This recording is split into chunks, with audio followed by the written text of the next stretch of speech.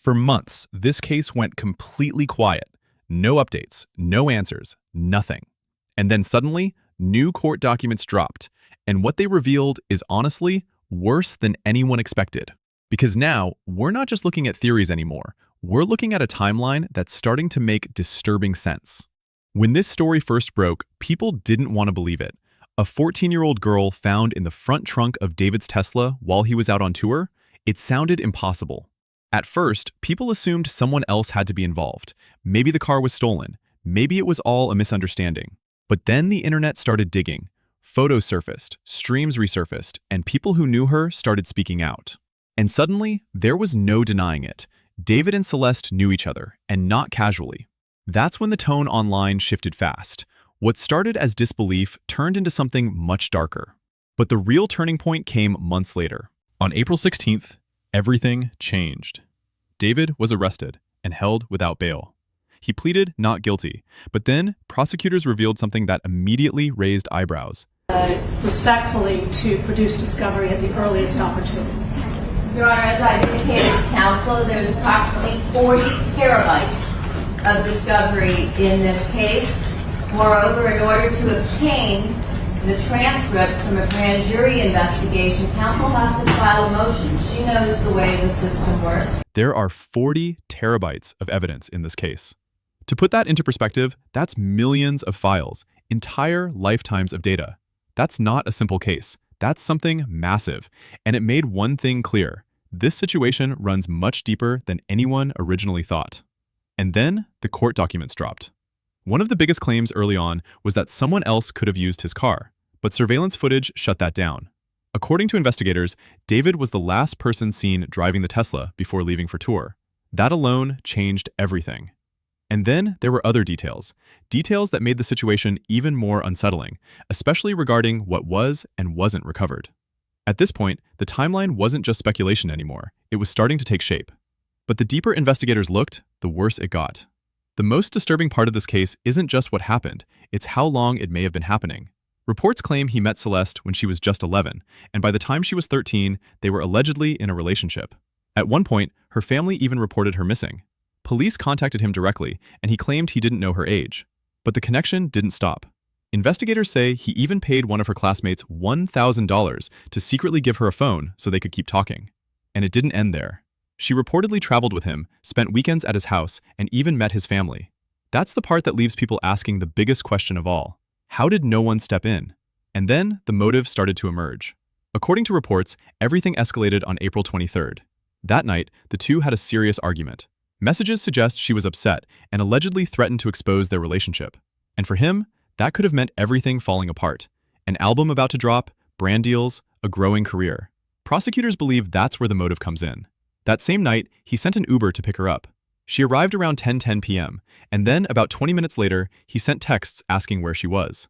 Investigators believe those messages weren't confusion, but an attempt to create distance.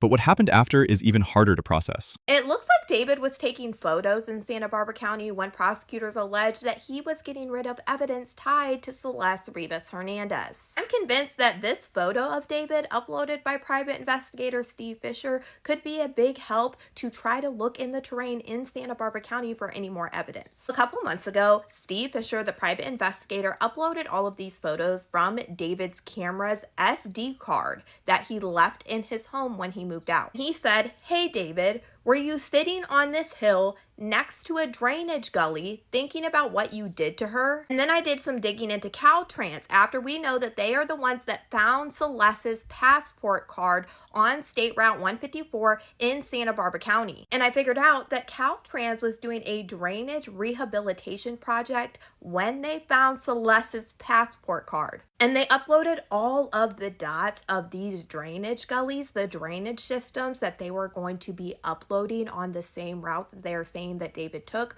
where they also found this passport card of Celeste. The date this started was January 2026, the same month that they found her card. So we know these photos that Steve Fisher is saying that he has on the SD card is David next to a drainage gully. So this map of the drainage gullies could be very useful for them looking for evidence of Celeste Rivas Hernandez that they believe has been discarded. There is very rugged terrain and things that are still missing missing, like one of the chainsaws that they are alleging that he used, her fingers, and possibly even her cell phone. I'm going to show you how rugged this terrain is and exactly where Celeste's passport was found. This is from the Caltrans. See? County of Santa Barbara. Caltrans right there. They were using that. They were using this to for this road right here, and one of the Caltrans workers spotted Celeste Rivas's passport ID right over there. So we're going to the spot where they said they found her passport card. It's like right up here. See, there's a lot of trash out here.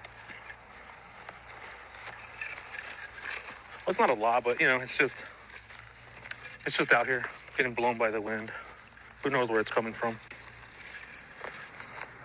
Yeah, so they said it was found right there.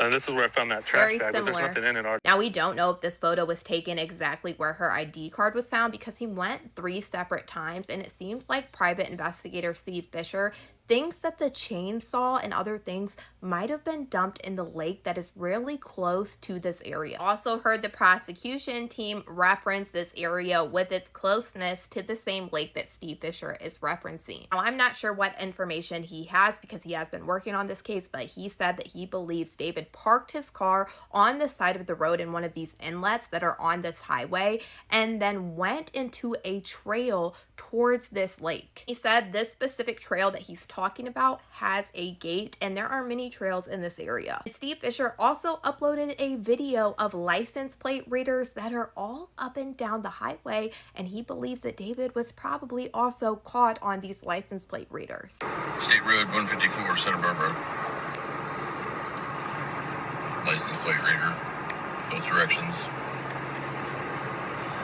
You're done, son. Steve Fisher has released photos of one of the chainsaws that he found in David's home when he also found the unused burn cage. We know that prosecutors allege that David ordered 2 chainsaws, and a lot of people have had questions about this, and Steve Fisher has made it very known that he found one of them and they were unused. In the photos that he released of the one chainsaw he found, there was actually a box of another chainsaw right here, right underneath this chainsaw. It's not the box to this chainsaw. This is a totally different chainsaw, and it was not in the box, and it's never been recovered. So it is very, very possible that this is the chainsaw that the prosecution is alleging that he ordered and that he used and that has been discarded. The private investigator Steve Fisher is on the hunt to find this chainsaw and what other evidence might have been discarded. I think this information with the drainage gullies might be a good way to pinpoint some place that he might have been at, and maybe they might find something. I'm going to keep watching everything to see exactly what all happens, but y'all let me know what you guys think about all this in the comments. After that night, prosecutors claim he drove out of the city to dispose of evidence.